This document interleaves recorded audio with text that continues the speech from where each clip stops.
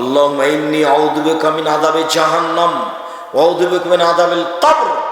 আল্লাহ, আমি তোমার কাছে বাঁচতে চাই কবরের শাস্তি হতে, আমি তোমার কাছে বাঁচতে চাই জাহান্নামের শাস্তি হতে।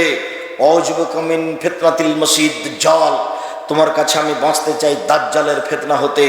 আউযু বিকা মিন ফিতনাতিল মাহি ওয়াল মামাতে, আমি তোমার কাছে বাঁচতে চাই ইহকালের বিপদ, আমি তোমার কাছে বাঁচতে চাই পরকালের বিপদ হতে। ইহকালের বিপদ হতে, পরকালের বিপদ হতে, কবরের ফিতনা হতে, দুনিয়ার ফিতনা হতে। ওয়া আউযু বিকা মিনাল মাসামি ওয়াল মাগরাম, তোমার কাছে বাঁচতে চাই আমি ঋণ কর্য হতে, তোমার কাছে বাঁচতে চাই আমি বড় পাপ হতে, তোমার কাছে বাঁচতে চাই আমি ঋণ কর্য হতে, তোমার কাছে বাঁচতে চাই আমি বড় পাপ হতে। দিন রাত তিনি ঋণ থেকে বাঁচতে চাইতেন। আল্লাহ আমার জন্য ঋণ না হয়, আল্লাহ আমার জন্য ঋণ না হয়। আপনার মাথায় কিভাবে বুদ্ধি আসলো, গোবর ঢুকলো যে আপনি ব্যাংক থেকে লোন নিয়ে বাড়ি করতে গেলেন,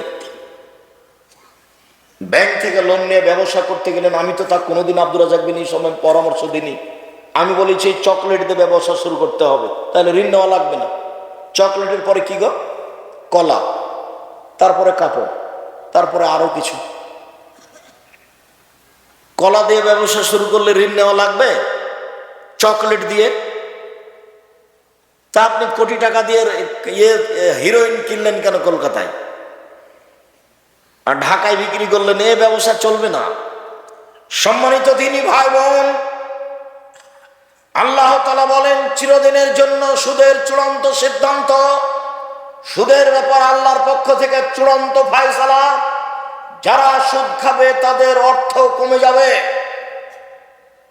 রাসূল সাল্লাল্লাহু আলাইহি সাল্লাম বলেছেন, সুদ দেখতে বেশি লাগে বটে, সুদের পরিণাম হলো নিঃস্ব ভিক্ষুক হওয়া।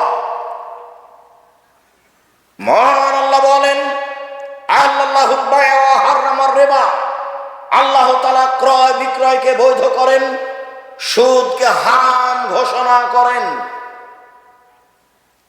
জাবের রাদিয়াল্লাহু তাআলা আনহু বলেন, লানা রাসূলুল্লাহ সাল্লাল্লাহু আলাইহি ওয়াসাল্লাম আকালা রিবা। পৃথিবীর মানুষ শুনে রেখো, আল্লাহর নবী অভিশাপ করেন যারা সুদ খায় তাদের উপরে অভিশাপ, যারা সুদ দেয় তাদের উপরে অভিশাপ, যারা সুদের অঙ্ক কষে তাদের উপরে অভিশাপ, যারা সুদের উপরে সাক্ষী থাকে তাদের উপরে অভিশাপ। অকালহুম সাওয়া, তিনি বলেন সবাই সমান। বলেও কোনোদিন আপনি মনে করবেন না ইসলামী ব্যাংকে চাকরি করা যায়। এ দেশে কোনো ইসলামী ব্যাংক হিসাবে রাসূলের পদ্ধতিতে কোনো ব্যাংকিং ব্যবস্থা নেই। সবারই সম্পর্ক আছে বাংলাদেশ ব্যাংকের সাথে। অতএব কে 100% নিখুঁত ভাবে ব্যবসা করছে এই কথা বলতে পারে না। আরো অবাক কথা যে আমি 5 লক্ষ টাকা 10 লক্ষ টাকা রেখেছি ব্যাংকে, প্রতি মাসে আমাকে 1 লক্ষতে 1000 করে টাকা দেয়। ব্যবসা কি এত নিরাপদে হয়? ব্যবসা মানে হলো আমি সাপাহার বাজারে তরি তরকারি কিনলাম, ট্রাক ভর্তি করে নিয়ে গেলাম রাজশাহীতে বিক্রি করব বলে, রাস্তায় গাড়িটা অ্যাক্সিডেন্ট হলো, সবজি নষ্ট হয়ে গেল, তার নাম ব্যবসা। কিনেছিলাম 10,000-এ হলো 10,500, তার নাম ব্যবসা। কিনেছিলাম 20,000-এ হয়ে গেল 15,000, তার নাম ব্যবসা। আরে নিরাপদে প্রতি মাসে আমার জন্য 10 লক্ষতে 10,000, 10 লক্ষতে 10,000, 10। ধর্ম পাগল হয়ে গেছে। धर्म राजशाही चांपाइनबाबगंज हवाई लड्डू, दोनों हाथ में लड्डू है, जो चाहे उसको खा ले, जो चाहे उसको छोड़ दे। ভুল হিসাব ব্যবসায় তো নিরাপদ হতে পারে না। অতএব এই দেশের মাটিতে ব্যাংকিং ব্যবস্থায় চাকরি করে পয়সা উপার্জন বৈধ হবে এ কথা অসম্ভব। এদেশে এমন কোন এনজিও নেই যে এনজিওতে চাকরি করে সেই পয়সা দিয়ে চাউল কিনে ভাত খেয়ে বাদাত কবুল হতে পারে। ভুল হিসাব। হুজুর যা বলেছেন তা ভুল বলেছেন। এদেশে যে সন্দেহযুক্ত ব্যবসা আছে সেই সন্দেহযুক্ত ব্যবসা ছেড়ে দিয়ে জীবিকা নির্বাহ করতে হবে। বেশি দিন বেঁচে বেশি পয়সা অবৈধভাবে উপার্জন করার চেষ্টা করিয়েন না, যেহেতু এক সময় যেতেই হবে পৃথিবী ছেড়ে। কাজে এত কিছু হিসাব করা ঠিক হবে না। এই ছেলে, আচ্ছা তোমার আব্বার কথা বলি, তোমাকে বাদ দিলাম, তোমার বাপ বেশি কষ্ট পাবে তো সেই জন্য। তো এখন তো সব জমি কিয়ার কিয়ার হয়ে গেছে। চাঁপাইনবাবগঞ্জে দিয়ে জমি তো কিয়ার ছিল না, তো ধান জমি মেপে ধান বোনা হতো, জমি মেপে ধান কাটা হতো। তো এখন তোমার বাপ ফাঁড়ি দিচ্ছে, ফাঁড়ি বুঝো ফাঁড়ি, তো সামনে একটা ধানের থোপ পড়েছে, এটা তোমার বাপ কোন দিকে করবে? তোমার বাপ কোন দিকে করেছে জিজ্ঞাসা করি। মানে জাহান্নাম চলে গেছে, তাহাজ্জুদ দিয়ে হবে না। বাপ বেটা একটা বুদ্ধি করো, আল্লাহ কিভাবে কি করেছে এখন তো হিসাব দিতে পারবো না, তো যাক 10,000 20,000 50,000 টাকা জামিয়া সালাফে বাইতুল হাম জামে মসজিদে দিয়ে দিল, আল্লাহ তুমি বাঁচাও।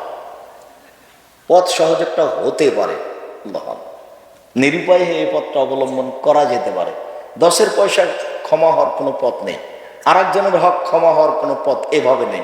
তার কাছে ক্ষমা নিতে হবে, ধান ফেরত দিতে হবে, না হলে একটা পথ অবলম্বন করলে হতে পারে পথ আল্লাহ আলাম। সম্মানিত দিনী ভাই বোন, যত পথ আছে সুদের সব পথ বন্ধ। আব্দুল্লাহ ইবনে হানজালা গাসির রাদিয়াল্লাহু তাআলা আনহু বলেন, রাসূল সাল্লাল্লাহু আলাইহি সাল্লাম বলেছেন, দিরহাম রিবা ইয়াকুলু রাজুলু ইয়ালাম আসাদ মিন সিত্তাতি ওয়া সালাসিনা জিনিয়া। কেউ যদি জেনে শুনে 1 টাকা সুদ খায়, 36 বার জেনা করে যত পাপ হবে, 1 টাকা সুদ খেলে তার চেয়ে বেশি পাপ হবে। সম্মানিত দিনী ভাই বোন, পাপের চেয়ে বড় আছে, তবে ভাষা এত কঠিন নেই। পাপের চেয়ে বড় আছে, তবে ভাষা এর চেয়ে কঠিন নেই। এই ছেলে, ওই যে তোমার পাশ থেকে, ওই যে আপনার পাশ থেকে লোকটা বা ছেলেটা উঠে চলে যাচ্ছে, আপনি নিষেধ করেন না? আমি তো বেশি ক্লান্ত, আমি তো এখান থেকে বের হয়ে লক্ষ্মীপুর যাব, নোয়াখালী প্রতিষ্ঠানে উঠব। আমি তো এসেছি সাতক্ষীরা থেকে এসে প্রতিষ্ঠানে থেকেছি, কাজ করেছি, তারপরে জোহর পরে ফতুয়া বোর্ডে বসেছি। আপনাদের মাসিক আল ইতেসামের ফতুয়া বোর্ড হয় প্রতি মাসে। আপনাদের একটা অতীব গুরুত্বপূর্ণ পত্রিকা আছে, মাসিক আল ইতেসাম পত্রিকা।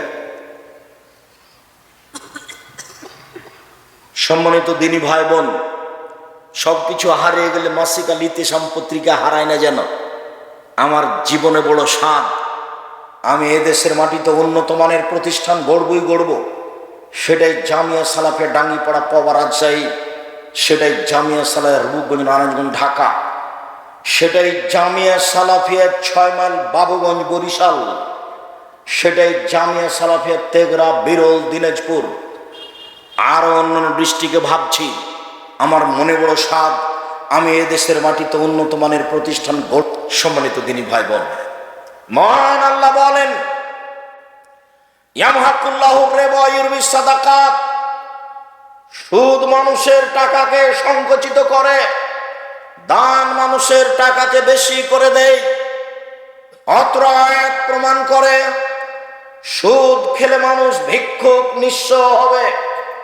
আজ হোক আর কাল হোক, বাঁচার কোনো পথ নেই। কোটি থেকে কোটি টাকা ইনকাম করলেও আপনার চোখের সামনে টাকা হারিয়ে যাবে, অন্যথা আপনার ছেলের সামনে যাবে, নইলে আপনার নাতি পোতার সামনে যাবে। টাকা একদিন হারাবেই। সুদের টাকার শেষ পরিণত হলো ভিক্ষুক সাজা। কিস্তি তুলে যারা বাড়ি বিক্রি করে তারা, দেখেন আপনার বাড়ির পাশে প্রমাণ আছে, আমি তার জাজল্য প্রমাণ। আমার বাসার পাশে একজন মহিলা, একজন লোক কিস্তি উঠাচ্ছিল, বাড়িটা বিক্রি করে দিয়ে চলে গেছে। এ তো আমি বলিনি, আল্লাহ বলছেন, ইয়ামহাকুল্লাহু রিবা। আল্লাহ সুদকে সংকুচিত করেন, সংকুচিতকে আল্লাহ আপনাকে ভিক্ষুক বানান। রাসূল সাল্লাল্লাহু আলাইহি সাল্লাম বলছেন, ইন্না রিবা ওয়া ইন কাসরা। যদিও সুদে টাকা বেশি দেখা যায়, ওয়া ইন্না আকিলাতুল কাল্লা, তার ফলাফল হলো নিঃস্ব। তার ফলাফল হলো নিঃস্ব। সুদ থেকে ফিরে আসতে হবে যে কোনো মূল্যে। ভুলেও কোনোদিন ব্যাংক থেকে টাকা উঠিয়ে ব্যবসা বাণিজ্য শুরু করবেন না। ব্যাংক থেকে টাকা উঠিয়ে জমি কিনবেন না। ব্যাংকে চাকরি করে ভদ্রলোক, ব্যাংকে লোন নিয়ে বাড়ি বানিয়েছে, তোবা করতে হবে, ভুল হয়েছে, টাকা ফেরত দিতে হবে, ভিক্ষা করে খেতে হবে। সিদ্ধান্ত ভুল হয়েছে, বাড়ি তো 5 তলা, বউ তো খুব খুশি, আপনার জানাজাই হবে না। আল্লাহ রাসূল বলেন, এই শোনো, এই লাশের কোনো লেনদেন আছে নাকি, ঋণ আছে নাকি? জি। তাহলে আমি গেলাম। আল্লাহ রাসূল, আমি তার ঋণের পরিশোধের জিম্মেদারি নিলাম, আমি নিলাম। আচ্ছা আচ্ছা, ঠিক আছে। তার মানে যার ঋণ আছে তার জানাজাই নেই। লাশকে সামনে রেখে চেয়ারম্যানের বক্তব্য চলবে না, এই কথা ঠিক। লাশকে সামনে রেখে হুজুরের বক্তব্য চলবে না, এই কথা ঠিক। তবে লাশকে সামনে রেখে হুজুর বলবেন, এর কোনো ঋণ আছে কি? ঋণ থাকে যদি শহীদ হয়ে গেলেও ক্ষমা হবে না। ঋণ থাকে যদি কোনো পথ তাকে ক্ষমা করতে পারবে না।